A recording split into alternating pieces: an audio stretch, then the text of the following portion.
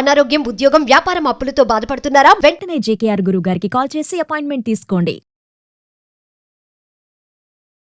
నమస్తే, welcome back to Suman TV. ప్రస్తుతం మనతో పాటు ఉన్నారు ఫ్యామిలీ కౌన్సిలర్ రజనీ రమ గారు. నమస్తే మ్యామ్. నమస్తే నవీన. మేడం, ఇప్పుడు అంతా కూడా రన్నింగ్ లైఫ్ అయిపోయింది. భార్య భర్తలు అంటే మనం చాలా వీడియోలో మాట్లాడుకున్నాము, ఇద్దరు జాబ్ చేయడం, పిల్లలు స్కూల్కి వెళ్ళేవాళ్ళు, కాలేజ్కి వెళ్ళేవాళ్ళు, అంటే ఎవరి పని వాళ్ళదంటే మెకానికల్ లైఫ్ అయిపోయింది. మార్నింగ్ బాయ్ చెప్పుకుంటారు, మళ్ళీ సాయంత్రం వచ్చాక హాయ్ చెప్పుకుంటారు. ఇదే లైఫ్ అన్నమాట. కలిసి తినడం, కలిసి కూర్చొని మాట్లాడుకోవడం, కానీ పిల్లలతో కానీ వైఫ్ అండ్ హస్బెండ్ కానీ అసలు టైం లేదు దేనికి. మరి ఒక్కసారి ఈ మెకానికల్ లైఫ్ని మళ్ళీ మ్యాజికల్ లైఫ్గా మార్చుకోవాలి అంటే రజనీ రమ గారు చెప్పే టిప్స్ కానీ సజెషన్స్ కానీ మా వ్యూవర్స్కి ఏమైనా ఉన్నాయా? అదే నేను చెప్పాను, పాత నావెల్స్ తీసి చదవమని చెప్పండి. అంటే అందులో కూడా ఉద్యోగాలు చేసిన స్త్రీల గురించి రాసి ఉన్నారు. పాతకాలం ఒక 40 సంవత్సరాలు 25 సంవత్సరాల క్రితం పుస్తకాలు ఉన్నాయి. అలాంటి పుస్తకాలు ఎప్పుడైనా దొరికితే, ఎప్పుడన్నా కాదు నెట్లో కొట్టినా వస్తాయి. అంటే రైటర్స్ నేమ్స్ తెలియాలి వీళ్ళకి. ఎద్దనపూడి సులోచనారాణి, మాదిరెడ్డి అని ఏవో ఉన్నాయి పేరు, నాకు నిజంగా బాగా తెలీదు. కొన్ని ఉన్నాయి పాతకాలం నాటి నావెల్స్ అంటే వస్తాయి.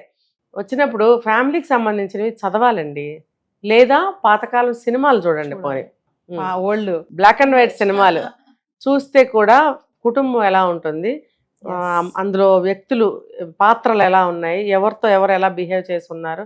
అంటే గొడవలు ఉన్న ఫ్యామిలీస్ సినిమాలు ఉన్నాయి, గొడవలు లేని సినిమాలు ఉన్నాయి. మంచిని కదా మనం తీసుకోవాలి. ఏమైనా సరే చివరి కంక్లూజన్ అనేది బాగా చూపిస్తారు. సో అలాంటి మూవీస్ చూసినా కూడా వాళ్ళకి అర్థమవుతుంది ఎట్లా బిహేవ్ చేసుకోవాలి మనం అని. అంటే అప్పట్లో కూడా ఉద్యోగాలు చేసేవాళ్ళు ఉన్నారు కదా, మరి అది అప్పుడు వెళ్ళటం రావటం అప్పటికి అది వాళ్ళకి మెకానికల్ లైఫేగా. కానీ మరి ఇప్పుడున్న గొడవలు, డివోర్స్లు మరి అప్పుడు లేవు. మరి అదే కదా పరిష్కారం. అందుకని నేను అవి చూడమంటున్నాను, చదవమంటున్నాను. అలా కనుక చూసి చదివినట్టయితే వీళ్ళకి అర్థమవుతుంది. చక్కగా టైంకి లేచేవారు, పిల్లలకి అన్ని చూసుకునేవారు, భర్తకి మరి ఆ రోజుల్లో భర్తలు పనులు కూడా చేసేవారు కాదు, అన్నీ ఆవిడే. అంతవరకు ఎందుకు, మొన్న ఈ మధ్య ఎన్నాళ్ళు 20 ఏళ్ళు అయిందా పెళ్లి పుస్తకం అని ఒకటి వచ్చింది. దివ్యవాణి ఆమెను ఎవరో ఉన్నారు, దివ్యవాణి. అందులో చూపిస్తాడు చూడండి, ఆమె పొద్దున్నే లేచి పాపం అన్నీ చేస్తూ ఉంటుంది. అంటే గీజర్లు, గ్యాస్ స్టవ్ మీద వాటర్ కాయటం అలా కాకుండా బాయిలర్స్, వాటర్ బాయిలర్ బొగ్గులు కొట్టడము, అందులో వేయడం, నీళ్లు కాయటము, తర్వాత పొద్దుటే తను లేచి స్నానం చేసి తులసి కోట దగ్గర పూజ చేయడం, అసలు A to Z భలే చూపించాడు. మార్నింగ్ సెక్షన్ మొత్తం చాలా బాగా చూపించాడు. కరెక్ట్గా అలాగే ఉండేదండి. మా చిన్నతనంలో మా అమ్మగారు కూడా అలాగే ఉండేవారు. బాయిలర్ వెలిగించడము, వేడి నీళ్ళు ఒకటేసారి 2-3కి 2-3 బకెట్లు వేడి నీళ్ళు వస్తాయి. అందులో చన్నీళ్ళు కూడా కలుపుకోవచ్చు, బాగా కాగుతాయి. మళ్ళీ మనం చన్నీళ్ళు పోయాలి. అందులో పోస్తే ఏమవుతుందంటే మళ్ళీ నీళ్లు కాగుతాయి, మళ్ళీ అందులో బొగ్గులు వేయడం. ఇలా మేము కూడా మధ్యలో వెళ్ళి బొగ్గులు వేయమంటే వేసేవాళ్ళం. మళ్ళీ వెనకాల వాళ్ళకి కాగాలి కదా నీళ్ళు. మరీ చిన్నప్పుడైతే మా అమ్మ ఒక్కటే కష్టపడేవారు. అప్పుడు చూసేవాళ్ళం, పొద్దునే మా నాన్నగారి కాఫీ అక్కడ బెడ్రూమ్లోకి తీసుకెళ్ళి అందించాలి ఆయనకి. ఇలా పడుకుని న్యూస్ పేపర్ చదువుతూ ఉండేవారు. మీరు అన్నారే ఎక్స్పీరియన్సెస్ అని ఇవే. ఆయన మరి మేమేమో హోంవర్క్లు చేసుకుంటూ చదువుకుంటూ స్కూల్ టైం అవుతూ ఉంటుంది. మా నాన్నగారు ఆఫీస్ టైం అయ్యే వరకు న్యూస్ పేపర్ చదువుకోవడము, అలాగా టైంపాస్. రూమ్లోకి తీసుకెళ్ళి అమ్మ కాఫీ ఇవ్వడము, ఇక్కడ మేము ముగ్గురికి పాలు కలిపి 3 గ్లాసుల్లో ఇవ్వడము. మళ్ళీ మాకు ఇది కాంప్లాన్ ఇచ్చేవారు మాకు చిన్నప్పుడు. కాంప్లాను, తర్వాత ఎప్పుడన్నా బోర్న్విటా అలాంటివి కలిపి పాలు ఇచ్చేవారు. మరి ఆ పాలు మేము తాగుతుంటే మా అమ్మ, అసలు ఆమె కాఫీ ఎప్పుడు తాగేదో నాకు ఇప్పటికే గుర్తులేదు. ఆమె ఏం తాగేవారు నాకు తెలీదు. ఎప్పుడు ఇలా రన్నింగ్ అలాగా తిరుగుతూ పని చేస్తూనే ఉండేవారు. మేము చదువుకోవాలి, హోంవర్క్ చేసి చదువు అనేవారు, లేవనిచ్చేవారు కాదు. మా నాన్నగారు అలా ఉండేవారు. మరి మా అమ్మ ఒక్కటే కష్టపడేవారు.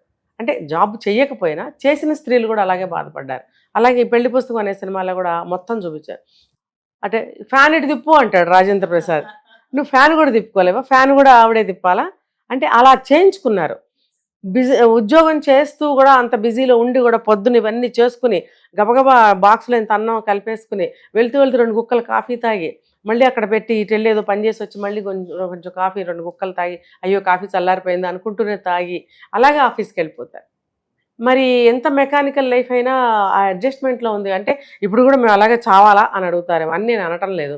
ఇప్పుడు చావాలా అనే ప్రశ్న మీకు రాకముందే మీ భర్తలు మీరు చేస్తున్నారు. ఇంకా మీకు అమ్మలు వాళ్ళ ఇళ్లలో ఉంటే వాళ్ళే మీకు అన్నీ చేస్తున్నారు.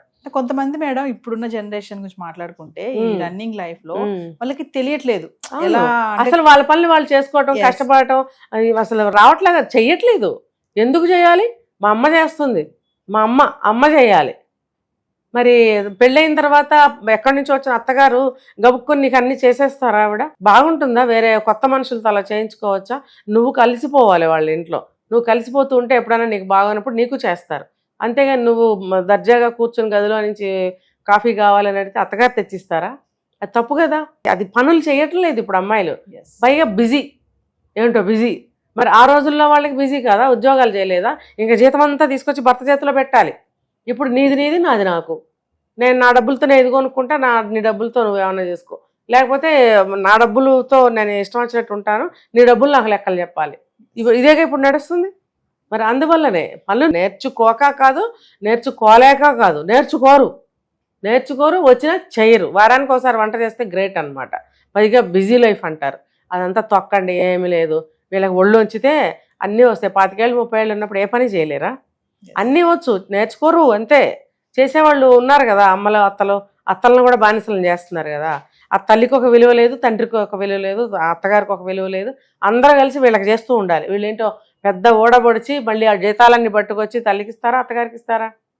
ఇంకేమన్నా తల్లికి ఏమన్నా కొంచెం ఇస్తారా, అత్తగారికి ఏమన్నా ఇస్తారా? మరి అలాంటప్పుడు మీ మెకానికల్ లైఫ్ అయినా మీది ఇంకో లైఫ్ అయినా మీరే భరించండి. ఎవరు వచ్చి చేస్తారు? మీరు చేసుకోవాల్సిందే, పిల్లల్ని పెంచుకోవాల్సిందే. కాకపోతే భర్తల సహాయం ఉంది మీకు, ఇద్దరు కలిసి పెంచుకోండి. మీ టైంని మీకు మిగుల్చుకునే టాలెంట్స్ మీకు ఉండాలి. పిల్లల టైం పిల్లలకి ఇవ్వాలి, మీ టైం మీకు ఇచ్చుకోవాలి. మీ ఆఫీస్ టైం ఆఫీస్కి అలా దేని దానికే మీరు డివైడ్ చేసి చక్కగా మీ టైంని మీరు మేనేజ్ చేసుకోవచ్చు. అంటే అలా టైం ఇవ్వకపోవడం వల్లే గొడవలు రావడము, ఇప్పుడు డివోర్స్ అనేసి ఇలాంటివి జరుగుతున్నాయి అనుకోవచ్చు అంటారా? అంటే కోఆర్డినేషన్ ఉండట్లేదు, ఇద్దరు జాబ్ కోఆర్డినేషన్ ఉండట్లేదు, ఒకళ్ళకొకళ్ళు టైం ఇవ్వట్లేదు. టైం లేక కాదు, టైం బోల్డ్ ఉంటుంది. టైం నేను నీకు ఇవ్వట్లా, నువ్వు నాకు ఇవ్వట్లా.